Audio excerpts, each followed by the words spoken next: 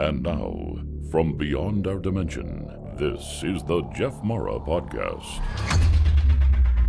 Here's Jeff. My guest is the author Suzanne Ross, who has dedicated her life to the awakening and ascension of humanity through her books, services, TV network, radio shows, and the many events that she hosts.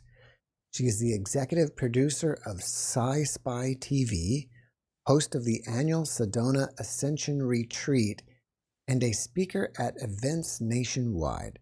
Suzanne has appeared on many TV and radio shows, including Gaia TV and Coast to Coast AM.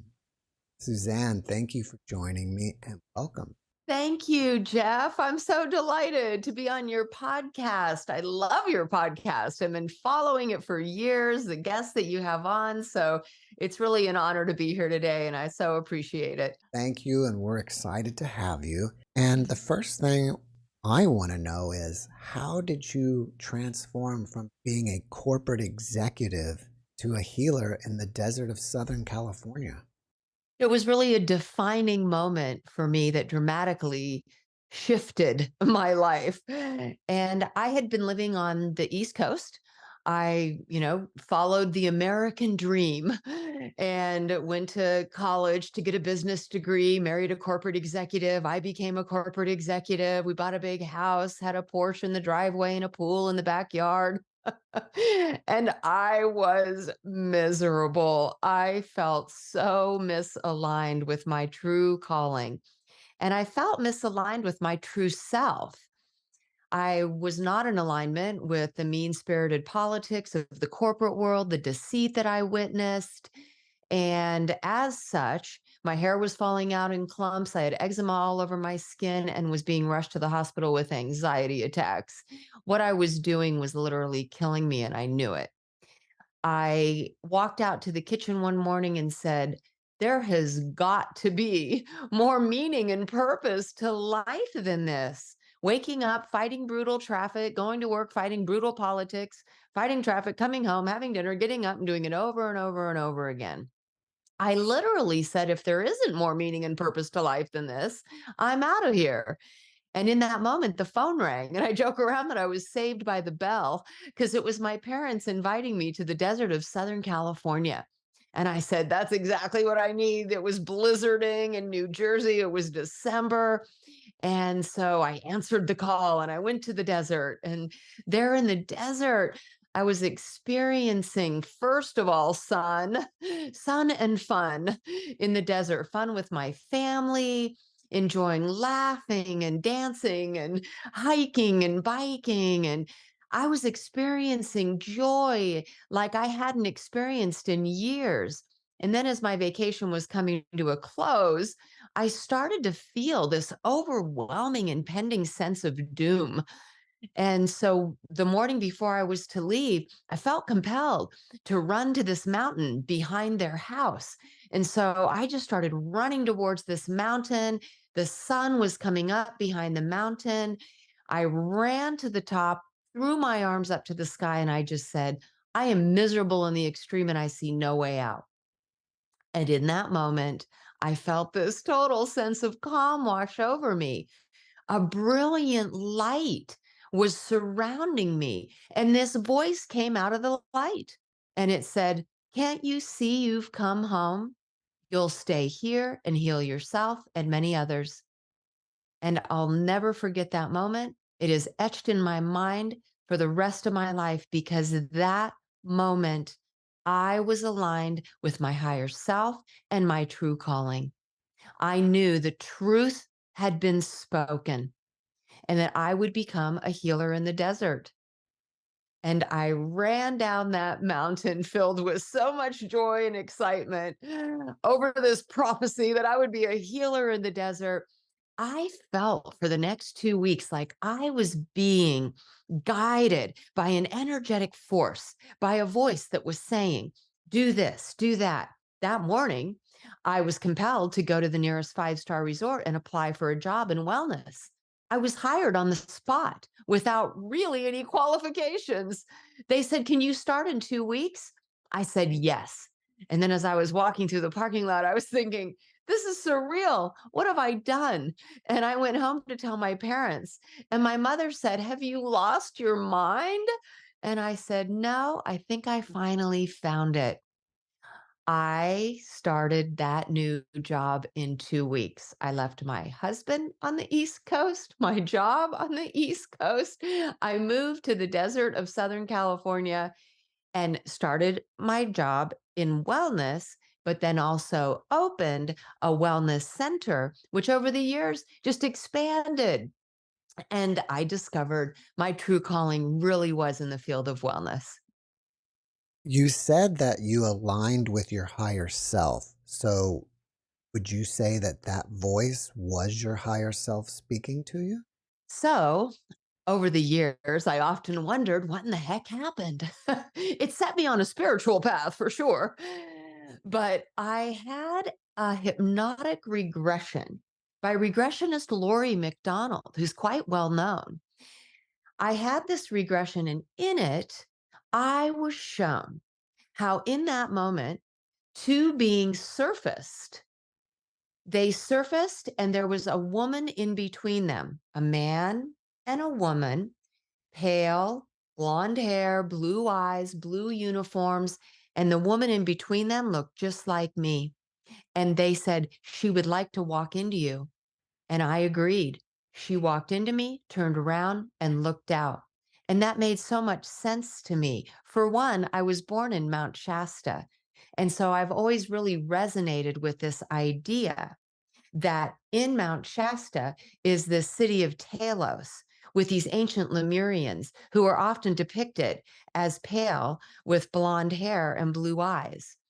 And so I felt like that's truly what happened in that moment. I was literally merged with a higher version of myself, with my higher self, my Lemurian self. And as such, I was aligned with my true calling. So this was my authentic self. That's amazing. You are the first person that I've ever met that was born in Mount Shasta. I was Shasta County Hospital. I have the birth certificate to prove it. We're not going to test you on that. I'll send it to you. I have it. Um, I'm assuming you've been back there. And if so, do you have any special connection with the place? Oh, absolutely. I always feel like I've come home. We live just outside of the actual town of Mount Shasta, but we used to go there on the weekends. My parents, growing up, they weren't religious, but they always said that Sunday was a day to be out in God's creation. Nature was our church, and that still applies for me today. And so we would go and we would hike through the forest there. We would sit alongside Lake Shasta. We go out on Lake Shasta, but we would go to the mountain. And I always felt so connected there. And then as I got onto a spiritual path, I started going to Mount Shasta, to climb up to the mountain. And I had a goddess retreat there, maybe back in 2017. I took some women there, had a spiritual retreat. We rented an Airbnb. We went out to the mountain and we climbed about halfway up. And there we were just overcome with this feeling of ecstatic bliss.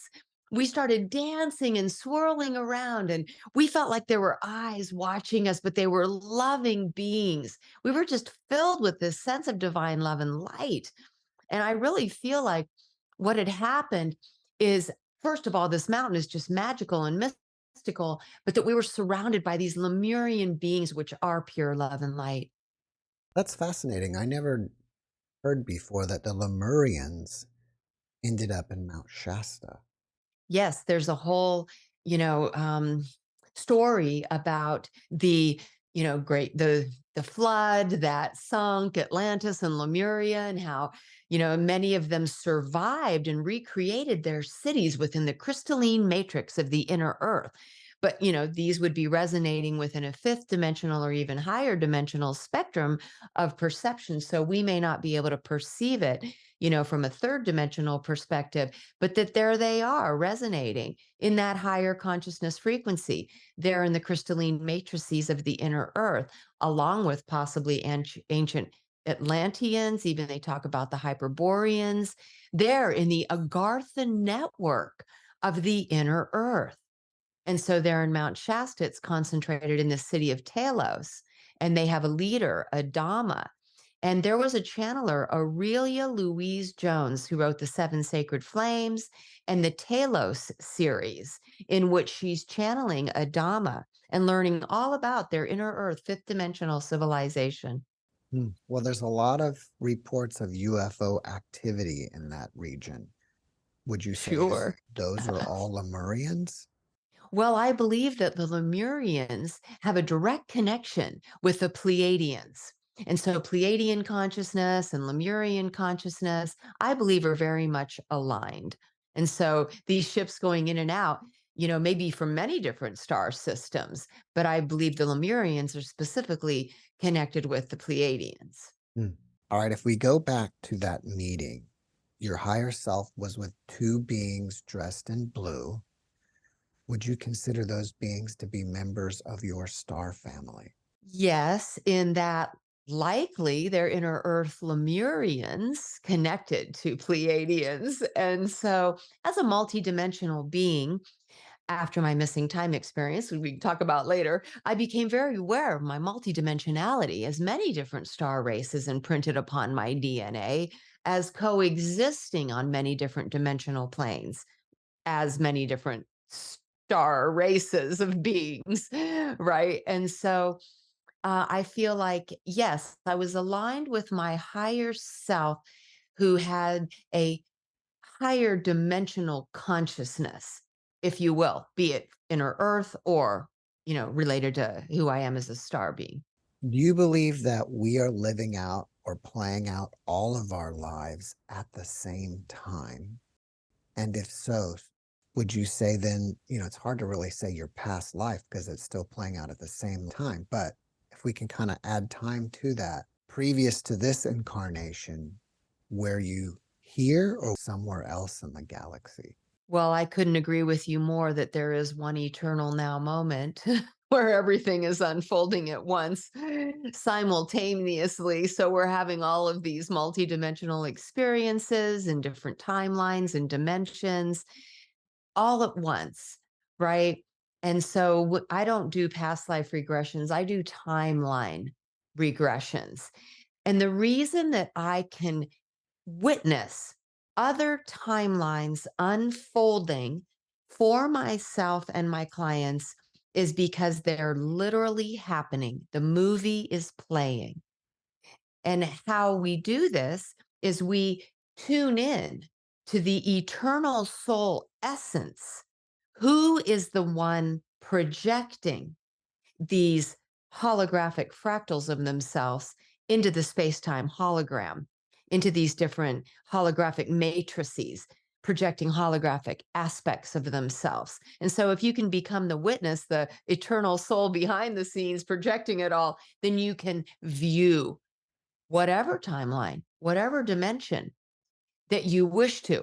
Although the important part about tuning into the eternal soul is that your eternal soul will have a higher perspective about what soul reunions, what soul merge experiences would be most beneficial for you in the other aspect at that time. As being a healer, do you think that if there is trauma in another timeline, currently as we're living here, it affects us in this timeline? It can. It can. And as we go into that other timeline and we witness the events that unfolded, if that script has a traumatic event in it, I truly believe that we can rewrite that script. And in rewriting that script, we can heal the affliction that it may be causing in that and this timeline because they literally are scripts. J.J. Hurtak calls them light picture superscripts. And so I believe that this has been shown to be an effective way to heal wounding that may be relevant to another timeline. Is it possible to access those timelines? And if so, would it be through meditation or in our dreams?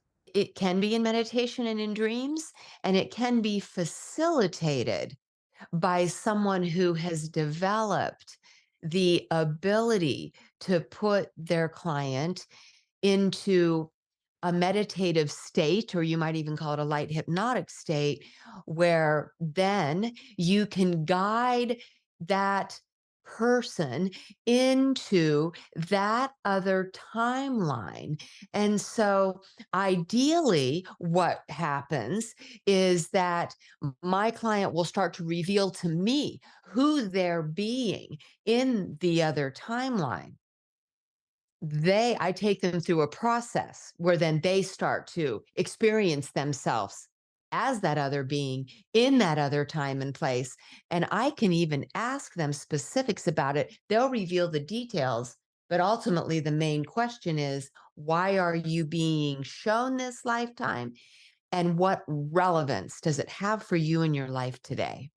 It's And just then therein lies the purpose. it's just fascinating to think about alternate timelines versus reincarnation because we've been using reincarnation for I don't know how long. I mean, I guess if you go with Hinduism, it's been going back thousands of years.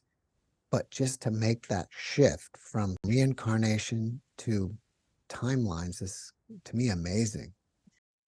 Right. Well, in space time is relative. So if you're speaking in space-time terms, yes, past, future become relevant. However, in the truth of the eternal now, past, present, and future unfold all at once. And even Einstein talked about the block universe, where it was a figure eight, the past, the future, and the present. And he even said you could flip that, where the future would be in front of the present, and then you'd have the past. Because he revealed, and theoretical physicists are totally revealing this now, that the future affects the present just as much as the past affects the present. In my opinion, then karma doesn't matter anymore because you can't do something and then have a karmic effect on it because everything happens at the same time. Well, I would say that you're quantum entangled, okay, with all of these other timelines that are unfolding. And as such, in this lifetime, you're affected by everything that's happening in the wholeness of all that you are throughout space time, right? And so it's still important to balance the events that are occurring between you and others in all of these timelines. I think the universe is a great balancing act. And so, in that regard, it's almost as if you're having an interaction with another person in another timeline that's creating some kind of conflict, that, you might have the opportunity in this timeline to resolve that, right? Because it comes to a head again, and then, it may get resolved. So, even though it's hard for our linear minds to wrap around everything happening all at once, here in space time, we've been given this linear experience of things that have a beginning and an ending, right? And in this illusion, then what we're doing is we're playing out this space time game. And within it, then yes, karmic entanglements are legitimate. And we do have opportunities through different timelines to balance and resolve those as they arise and come to a head in these different timelines. While we're speaking about the universe, what's been very popular lately is talking about that we live in a simulated matrix. Most of the time, it ends up being negative, but not always. And I'd like to know your take on that. And so I do a presentation called The Soul Behind the Simulation. And rather than having this vision of binary code running in a computer program, the truth of the matter is that creation is created from beautiful, colorful, sacred geometry. the platonic solids, which each represent an element, right? And then even now, theoretical physicists are identifying these patterns of creation that are actually outside of space-time. And so it's a colorful, monadic experience of all of these different patterns of sacred geometry that are creating creation.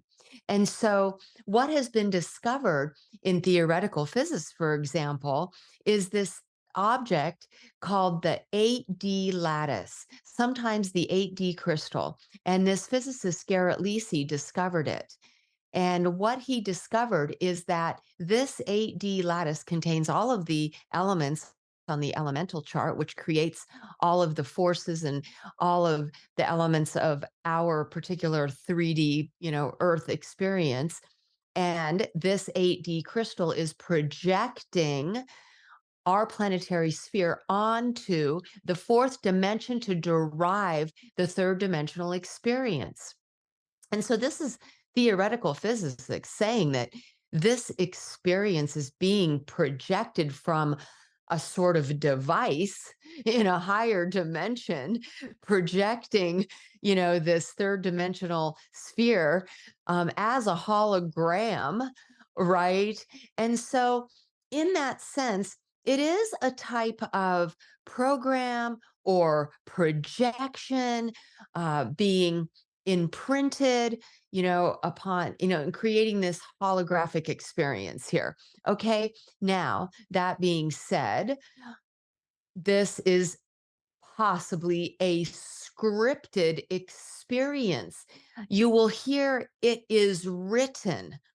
Okay. And even like the Bible, for instance, ancient scriptures, they tend to be very prophetic, telling a story about what has happened and what will happen. And so you can say, in effect, that is our story unfolding, which could be translated into a game code, right? This reality could be encoded with scripts that then describe the stories that are unfolding on planet Earth. And that being said, then we are avatars here as projections of our soul aspects. But we always have to remember that doesn't mean we're like Sims in a video game. We are sourced by the infinite. We are an aspect of the one divine source. We are divine and always will be. And so therein lies the difference. Also, these avatars have free will. So it's not like we're being controlled by a gamer and we have no free will choices about how we play this game. We're not being played. We are playing the game with our own free will, and we are sourced by the divine. So, here are the differences, if that makes sense. So are you saying that we live in a divine matrix, or has it been hijacked? Yes, thank you for that. So there are definitely those who believe, and I tend to align with this in that all of creation was made by the one divine source, and everything made in its perfect divine blueprint. I'm a fan of the Urantia book and happen to have it sitting right here. That's great. Of course, it's a huge book and it's a lifetime project, but I've dedicated a lot of time and effort to it. And basically, what the Urantia book is saying is that there's one infinite field of pure consciousness, divine love and light, divine consciousness. And there, the one divine self awoke, reflected upon itself, and it ignited a divine spark, which became the Holy Spirit. And there you started the divine Trinity, in a perfect state of unity, there in infinity. But then this divine Trinity had an urge to create, an urge to go on a journey to know thyself through creating, and knew it couldn't create within the fetters of infinity. and knew this process of divine reflection, and so reflected upon itself and created the creative trinity to pierce a hole through infinity into which a portal from infinity to eternity could be created, because they needed a place that had a beginning to start creating. And so there, first of all, you have this sacred geometry of these two stacked tetrahedrons creating an octahedron, some say a spinning octahedron, which then created the first circular sphere. Okay, and this was called the central universe, according to the Urantia book.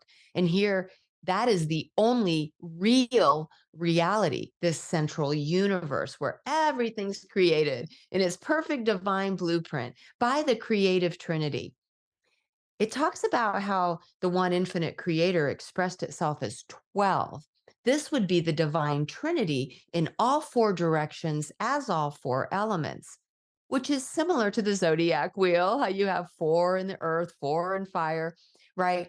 And since we're created in the image of, right, then each of the eternal souls also expressing as 12 personalities. And so here, these eternal souls are living in this existential reality, existing and being in paradise perfection, right? But then these eternal souls get an urge to know thyself in a different way and to create. And so collectively, projecting a mental hologram, a mental construct called space time, into which they can project holographic aspects of themselves into multiple timelines and dimensions. Now, theosophy would say that the eternal soul, as the monad, would project 144 aspects of itself, 12 aspects into each of the 12 dimensions. So 12 timelines, 12 aspects in each of the 12 dimensions for 144 soul extensions. That's what theosophy says. And so what we're seeing then is this opportunity for the eternal soul to experience thyself through doing and sharing and experiencing love by reflecting on others. So now it's self and other in these realities that have more duality.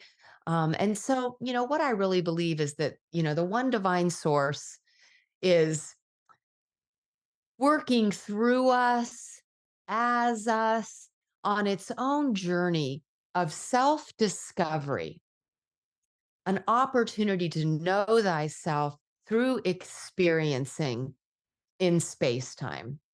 So, God with many faces, I like to say God with many hearts, right? God is the divine source, seeing through many different lenses on his journey to know thyself. So are you saying this whole matrix is a divine place?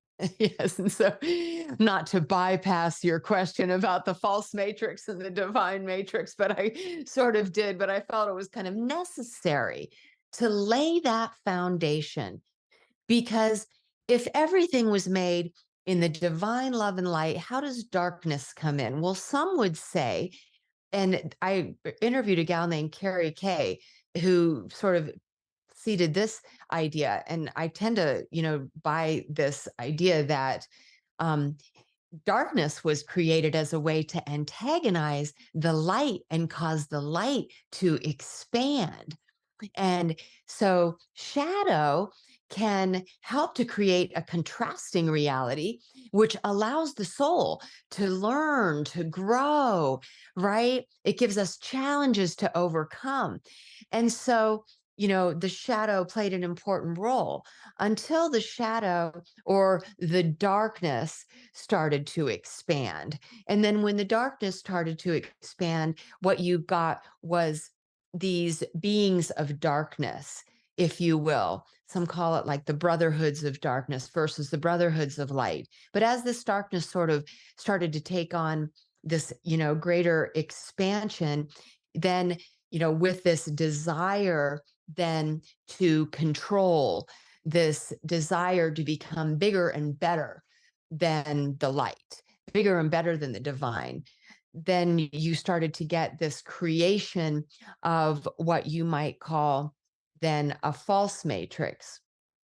My friend Carrie Kay says that, these beings of darkness, because they're disconnected with the divine creator, don't have the ability to create, that only those beings connected to the divine source do.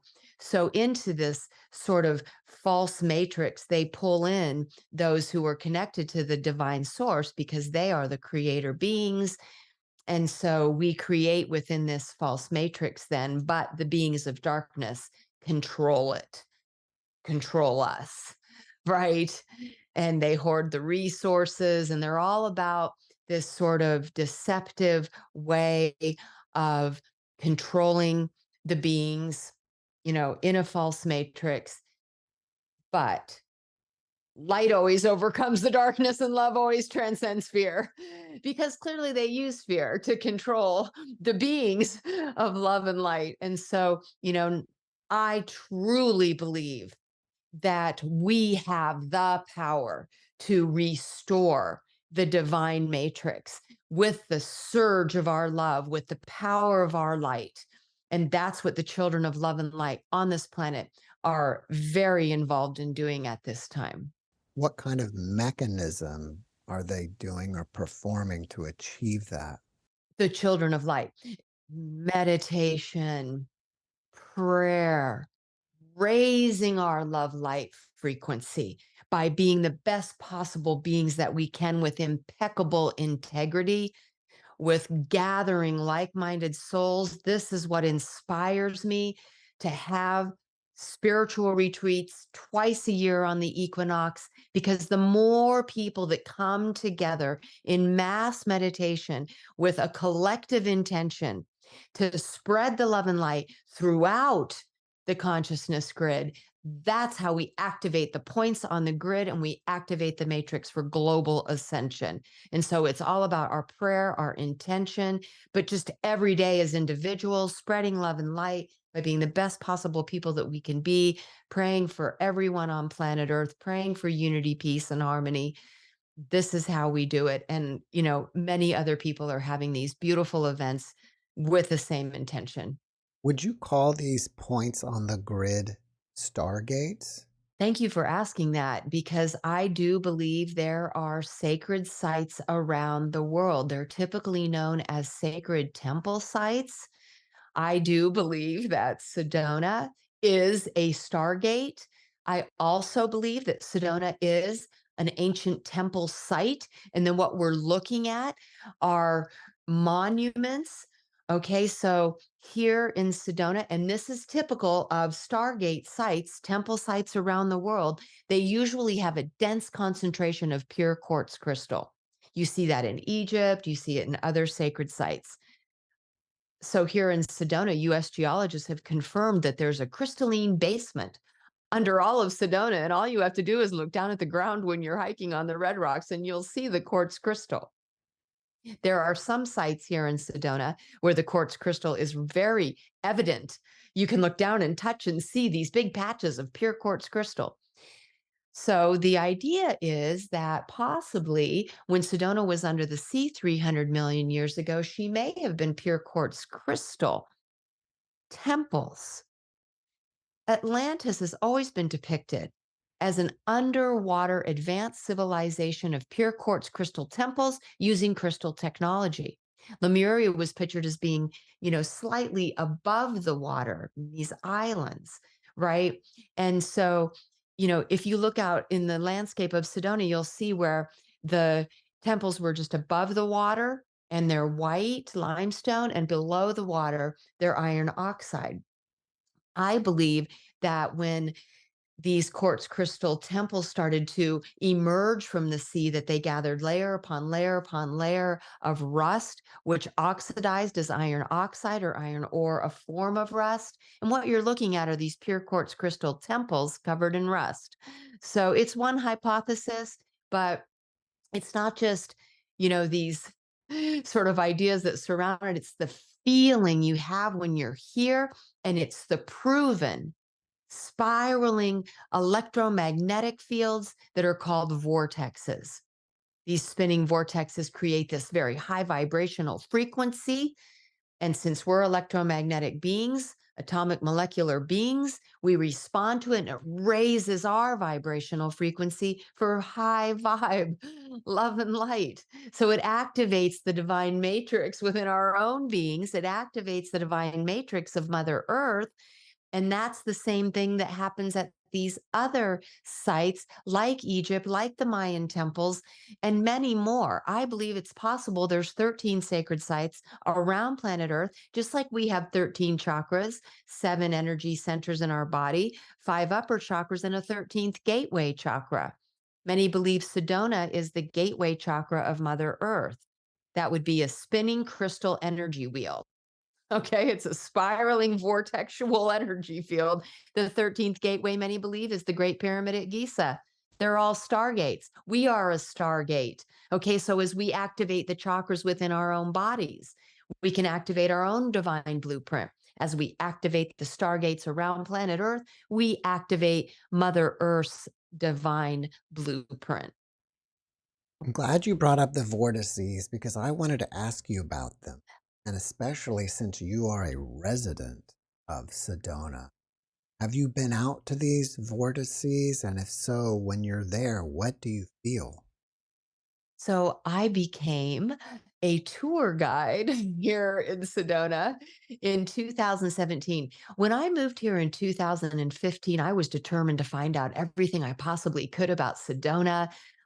I met a friend, Shakina Rose, who'd already lived here for a few years. She took me into these different sites. We also went out on the land with authors who had written books about Sedona. I studied the geology, the history, and the Native American beliefs about Sedona as a crystal city of light, as a city built by the star people millennia ago, as a crystal temple city. And so Shakina Rose and I created a television series called Supernatural Sedona.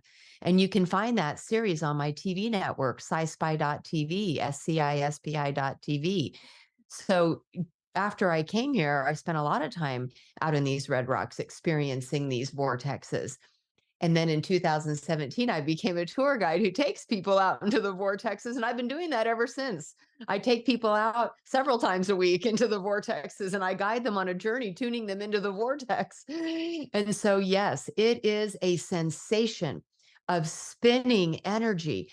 I guide people into an experience of just relaxing their body like a rag doll so they can respond to the spiraling energy and you'll see them. You'll see their body start to spiral in one way or the other. Sometimes their hand starts to move like this. Okay. But in any case, they feel the supercharged energy because crystal is electric. Crystal gives off what's called a piezoelectric effect. Iron is magnetic.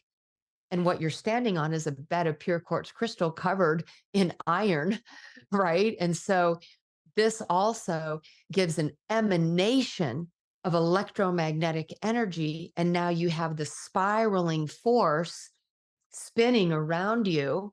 And so it just raises your vibrational frequency because anything spinning faster is higher vibrational, higher frequency energy that's uplifting, elevating, healing, aligning.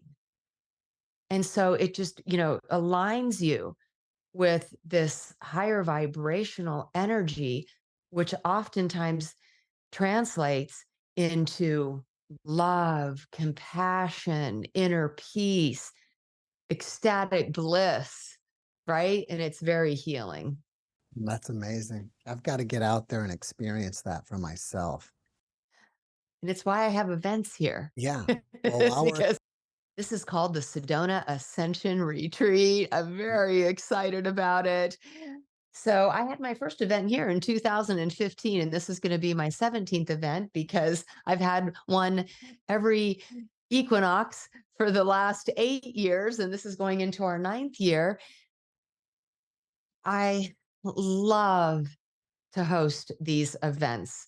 It's a lot of hard work, but I call it a labor of love Because what I want to do is I want to bring people who are seeking spirituality, people who are seeking the truth, people who are seeking practices, seeking healing, right? Seeking ascension.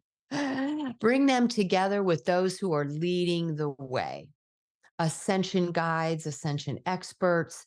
And for this event, I'm bringing in near death experiencers, as well as those who are tuned into the star families, channelers who tune into the galactics. And we're also going to have a Native American hoop dance to honor the Native American traditions. And so I'm very excited about this event, March 8th through 10th at the Sedona Performing Arts Center, Sedona's most premier event venue. It's a beautiful performing arts theater, as well as having a large space for vendors. What I like to do at my events is include not just the onstage presentations and performances, but also to have interactive workshops where people can interact one-on-one with these keynote speakers. Then I offer outdoor journeys into Sedona's sacred vortex sites. So people jump on shuttles, they're shuttled into a vortex site, and the keynote speakers will participate along with a permitted Sedona mystical tour guide. And so there in these vortex sites, this presenter, this tour guide, they tune these participants into the vortex, and then they offer teachings, practices, meditation, visualization, transmissions, right? And so, it's a multifaceted event that allow people to have a 3-day immersive experience here in the vortex of Sedona. Well, I saw Bashar's picture on that flyer that you held up. Who are some of the other prominent speakers that are going to be there? Yes, I was so delighted to get Daryl Anka, who channels Bashar. We have Linda Moulton Howe. I have been a fan of Linda Moulton Howe for decades. I mean, I started watching Ancient Aliens when it first came out, maybe as early as 2010. But she is an investigative journalist who has had Earth Files. She's investigated, paranormal events for over 40 years, and she's incredibly well versed. She'll be bringing in the latest UFO and ET intel, as well as offering a presentation called Brains to Galaxies. We have Anita Morjani, who is probably one of the world's most well-known near-death experiencers, best-selling author of Dying to Be Me. My co-host emceeing the event is Alan Steinfeld, who's had his podcast New Realities TV for many, many years. William Henry, who has shows on Gaia TV. He is known as an ascension expert and has written many books. Others include Matt Kahn. Matt Kahn has over 20 million followers on YouTube because he brings in the love, the heart consciousness. He's called the I Love You guy. Others include Suzanne Giesman, who's a medium and mystic who tunes into those in the afterlife. So, and the Her Talks, very near and dear to my heart, wrote the book of Enoch. The book of Enoch is all about transmitting these higher codes of consciousness. J.J. Hertog was taken into the presence of Metatron by the angel Enoch and downloaded with these burning scrolls containing fire letters and key codes. So his Keys of Enoch book is phenomenal and activating. Mark Anthony is called the Psychic Explorer. He's fascinating. He was an attorney for the Supreme Court, but he knew he had these psychic gifts and has now dedicated his life to doing these psychic readings. At our event, he'll be doing a presentation as well as offering a light circle where he does group readings. And many of these people that I've mentioned will be offering workshops and guiding the outdoor journeys.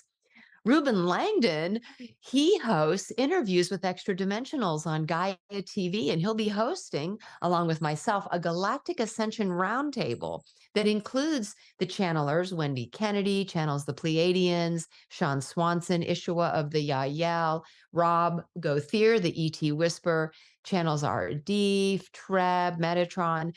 They'll be coming together with Deb Solaris, galactic historian, Vivian Chavot's an Arcturian human hybrid. We'll be doing this galactic ascension roundtable where they'll tune in to the galactics, and then the audience can ask questions of the beings that they're bringing through. So it's an Ask the Galactics roundtable. We'll also have an ultra celestial roundtable for the near-death experiencers.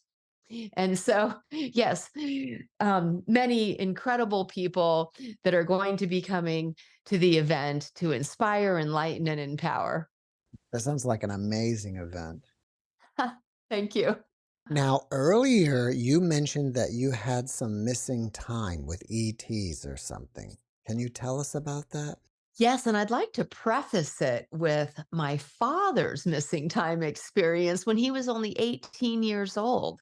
My father lived in a small town, Leader, Saskatchewan, in Canada. And him and some buddies after dinner took off in their car. There were four of them. My father was driving. They were driving down a dirt road and they saw this big bright white light in front of the car, then behind the car, then out in the field, and it wasn't kicking up any dust. So my father pulled over and him and his passenger, Don, they leaned against the driver's side door to see if this thing would go past them. And the next thing they knew, they were all sitting in the car. And then they saw this bright white light dash across the field, merge with a larger orange light, and take off into space. They went to the nearest farmhouse, were banging on the door. Do you guys see these lights in space? The woman answered the door and was furious. They were knocking on her door after midnight. They said, "Midnight? We just left our house after dinner at 8 o'clock. Felt like 15 minutes ago." And that's when they realized that they had lost 4 hours of time after seeing this light, getting out of the car and remembering the next moment being seated in the car. The next day, my father realized that he had a triangular shaped object under his wrist. Growing up, he called it his alien chip. I kid you not. He used to hold it. Now, shortly after that, my father was recruited by National Cash Register Company, and he ended up becoming a computer genius on the front lines of the emerging computer age. He was moved to Mount Shasta, where I was born, and then after that moved to Dayton, Ohio. That is the headquarters of NCR. James Patterson founded NCR because it was closely associated with Wright-Patterson Air Force Base. My father was German speaking, and when we lived in Dayton, Ohio, on Sunday nights, German speaking men would come over to the house. My father and these German speaking men would pore over these plans and documents. I believe my father was part of Project Paperclip, which I learned about later. And so, having had this missing time experience with some star race prior to my sister and I being born makes me believe that we have some sort of star race DNA imprinted upon us that makes us more susceptible to ourselves having contact. My sister's had contact. I've had contact. I had a very profound contact experience in 2017, fortunately with two witnesses here off my back deck. I live just outside of Sedona, near Montezuma as well, which is thought of as a very powerful portal here. And so what happened is me and these two friends feel very drawn to the Arcturian race, these star beings living on Arcturus. And so we decided that we would all three hold hands and call upon the Arcturians. And then we went out on my back deck. First thing that happened is the lights came on the back deck, which can only happen by turning on the switch inside the house, and no one was inside. Then we saw this huge explosion of white light on the horizon, made us all feel dizzy. And so, holding on to the handrail, my friend said, "I'm dizzy." And I said, "Me too." And then we noticed on the stairwell, having motion detectors, that the bottom detector went off, the middle one went off, and the upper, like someone was coming up the stairs, but we didn't see anybody. And then I turned around and I looked at my friends and I said, I'm freezing cold. Let's go inside. We went inside and we tried to make some kind of conversation, but we were all exhausted. And so I said, I'm going to bed. I don't know why I'm going to bed at 8 o'clock at night. Went into the kitchen, turned over my cell phone, and it said 12:40. And that's when I knew we had lost 4 hours of time. We were all exhausted. We went to bed, woke up the next day. We all felt dizzy. We all felt nauseated. And it took us several hours to start feeling better.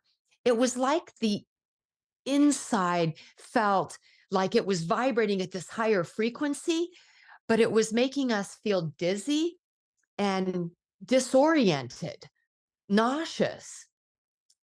2 weeks later, I felt compelled to grab poster board and markers, and I started drawing a circle with 12 circles around it.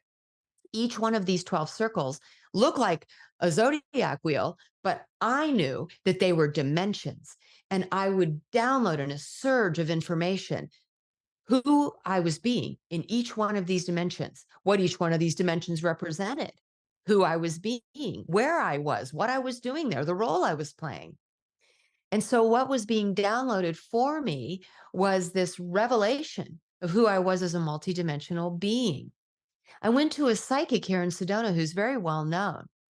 And as I sat down, she said, I see what happened. You and two friends were on your deck. An Arcturian pod ship landed in an invisibility shield in your backyard. 3 Arcturians got out. They came up your staircase. They took each one of you by the hand, took you onto this pod ship up into a larger mothership where you were shown around, where you were also downloaded with advanced skills, gifts, and abilities, knowledge, wisdom to be revealed over time. And that's what was revealed to me was this ability to do these multidimensional soul reunions. I realized I could do it for myself and others. It's not just information about who you're being, though, because what I discovered is that when you are reunited with a higher dimensional aspect of yourself, that it up levels you. You're merging with a more advanced and evolved aspect of yourself that has more of its DNA online. It brings more of your DNA online. As such, you activate innate gifts, skills, and abilities within you as you take a quantum leap into higher consciousness. It's an evolutionary leap into higher dimensional consciousness. And so I feel that's the ultimate purpose of doing these multidimensional soul reunions and soul merge experiences. How do you do this? So I have a room at a spiritual center here in Sedona, and I also do this online over Zoom. I have a process by which I bring my client into a deep meditative state, sometimes called a light hypnotic trance state. And in the process, they reveal to me who they are being in another dimension. They describe what they look like, they describe where they're at, and they describe what they're doing. And then we discover that the ultimate purpose of this has a meaning for them in their life today. And then we do an actual soul merge process. It's an energetic process of assimilating and integrating this higher vibrational energetic aspect. All right. Well, you've got this event coming up.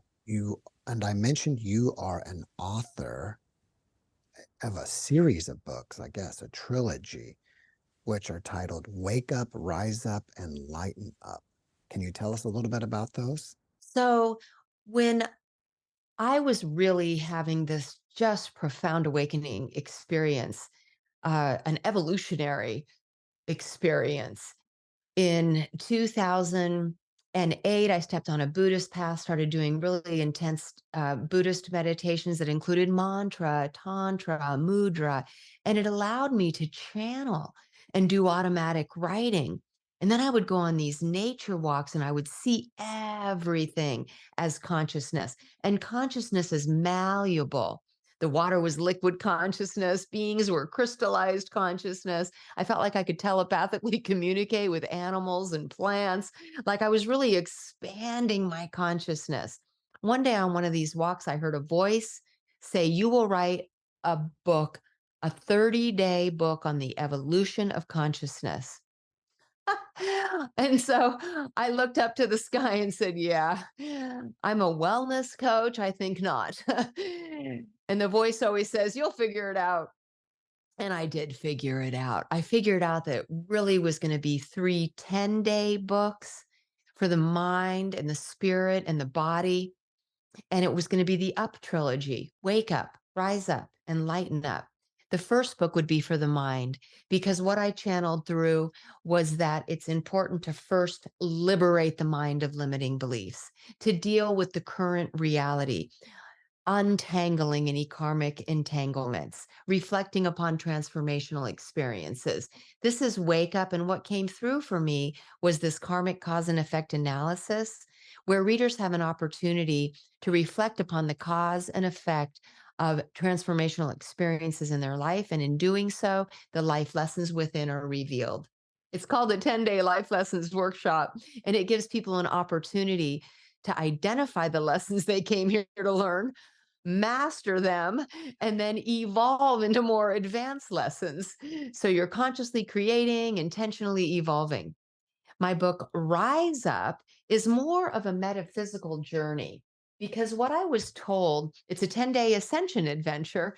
What I was told is that it was important for people to explore how creation came into being. And one way we can do that is to go on an ascension adventure to sacred sites around the world and explore the cosmologies of the ancient advanced civilizations. And so I take you to Egypt, the Mayan temples, even to the Dogon tribes in Africa, which say that their star ancestors are from the star Sirius B, and that they have taught them very advanced concepts around string theory. Academics have gone and learned from these Dogon tribes things that our theoretical physicists are only recently discovering. And so as we go on this journey, we explore these different concepts about creation, and then I inspire the reader to go within to see what resonates as truth for them. I never state that this is true or that is true or this is the way it is. I always leave it open to possibilities that the reader can explore by going into meditation, by doing journaling. All these books have meditations you can download on my website. The third book, Lighten Up, is being written, and I hope to have it out in 2024. It's for the body, activating the golden light body for ascension. Well, that's great for me because I have a reason now to get you back. Yay! I always have new concepts to explore, my dear.